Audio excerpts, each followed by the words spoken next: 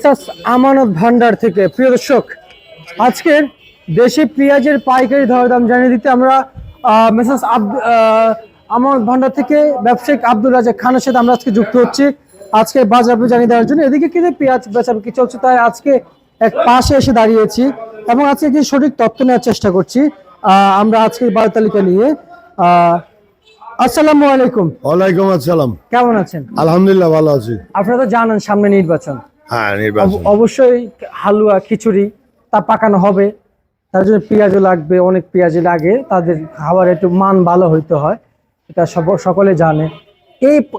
এরকমটা কি হবে যে প্রভাবটা কি পড়বে এই নির্বাচনকে ঘিরে পেঁয়াজের বাজারে কোনো প্রভাব? না না না তা বলবেন না। আচ্ছা আচ্ছা, তার মানে হালুয়া হোক খিচুড়ি খাওয়া যা খাওয়াইলে খাওয়া, ওটা রাজনৈতিক ব্যাপার, এটা ব্যবসার ব্যাপার। না পেঁয়াজ এফেক্ট করবে না, না নির্বাচনে এফেক্ট করবে না। আচ্ছা আচ্ছা আচ্ছা, তার মানে বাজার থাকবে, বাজার থাকবে। আচ্ছা, তার মানে অতিরিক্ত কোনো উপর দিকে উঠবে না বাজার। আচ্ছা, কিন্তু এই যে বর্তমান যে বাজার, আমরা বাজার নিয়ে বলবো কারণ আমাদের আয়ত্তের ভিতরে এটা আছে। আমাদের কৃষকরা বলেছেন দেশে অনেক ডলার আছে কিন্তু ডলারের শর্ট, কিন্তু আমাদের কাছে রত্ন আছে। রত্ন কি? আলু আছে। আমরা যদি আলুগুলো যদি এক্সপোর্ট করতে পারি এবং অতিরিক্ত যদি পেঁয়াজ ফলিয়ে আবাদ করে যদি এক্সপোর্ট করতে পারি, আমাদের ডলার ক্রয় হয়, আমাদের কৃষকরা ন্যায্য দাম পায়, আমাদের ব্যবসায়িকরা আরো আগ্রহী হবে এবং নতুন নতুন ব্যবসায়িক এর সাথে জড়িত হবে, তাই না? কিন্তু এই যে এই এক্সপোর্টের বিষয়গুলো আপনারা আসলে কিভাবে দেখছেন? সরকার কতটুকু করলে ভালো? এটা বাংলাদেশে আদৌ সম্ভব কিনা আমি জানি না, তবে নির্বাচিত সরকার আসলে যদি ইচ্ছা করে তাহলে করতে পারে। এখন আর কদিন পরে তো নির্বাচিত সরকার আসবে, নির্বাচন হবে, আল্লাহ কার ভাগ্যে কি লিখে রাখছে আল্লাহ জানে। আচ্ছা, কিন্তু আমরা তো এমনটাই সবসময় চাই নাকি যে কৃষকরা দাম পাক, নতুন নতুন ব্যবসায়িক এসে আমরা যারা দেশ ভালো চালাবে তাদের পক্ষে কথা বলবো। তা অবশ্যই, তা তো অবশ্যই, যারা দেশ ভালোভাবে সুষ্ঠুভাবে পরিচালনা করে তাদের পক্ষে কথা বলবো। তা তো অবশ্যই। আমরা কারো বিপক্ষেও যাব না, পক্ষেও যাব না। আমরা ব্যবসা করি, ব্যবসার লাইনে থাকবো। জি জি জি, কিন্তু আমি বলতে চাই যে আসলে এই যে ব্যবসায়িকরা নতুন উদ্যোক্তা হইতেছে না আমাদের দেশে, কারণ আপনাদের কাছে কৃষক শিক্ষা থাকতেছে না। কারণ আপনারা কি করবেন? আপনাদের কমিশন এজেন্সি, কিন্তু এখান দেশে এলসি আমদানি করার কারণে দেশে পেঁয়াজ পাচ্ছে না, কৃষকরা ন্যায্য দামও পাচ্ছে না, তার দেশি মানুষ যাতে চলে যেতেছে বিদেশ। আরে এই কয়েকদিনে যে যারা সমন্বয়করা যারা উপদেষ্টা হয়েছিল তাদের দেশটা ধ্বংস করে দিচ্ছে। আচ্ছা, কিন্তু চাষিদের মাথায় হাত, চাষিদের যা শেষ করে দিচ্ছে এলসি ডাইনে,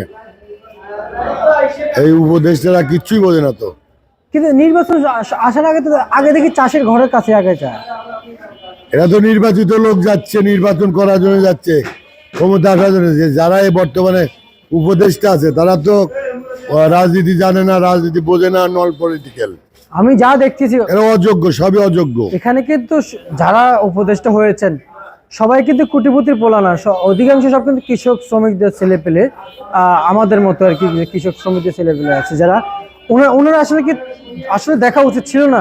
যে এত বড় তো দেখে নাই, আমরা নাহলে যে তাদের দিকে তাকাই তাহলে তো একটু স্বস্তি মিলতো। এই যে এবছর যে লস যাইতেছে, গেলে বছর লস গেলে, গত বছর লস গেছে, এবছরের লস, টানা 2 বছর কৃষক লস খাইতেছে। তো কৃষকের কি মন চায় যে আমি একটু লাভবান হই? সবাই চায় একটু ভালো করি, তা তো সবাই করে। যেমন আমরা সামনে যারা ব্যবসা করি, কেউ চায় না যে আমরা কম বিক্রি করে দিই। চাষি আসলে 1 টাকা বেশি বেচতে চাই, কিন্তু কেউ পারে কেউ পারে না।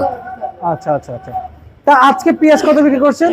আমি উপরে 39 টাকা বিক্রি করছি, 39, 38, 37, ওই 1 লট 2 লট 35, 36 বেচছি মার্কেটে।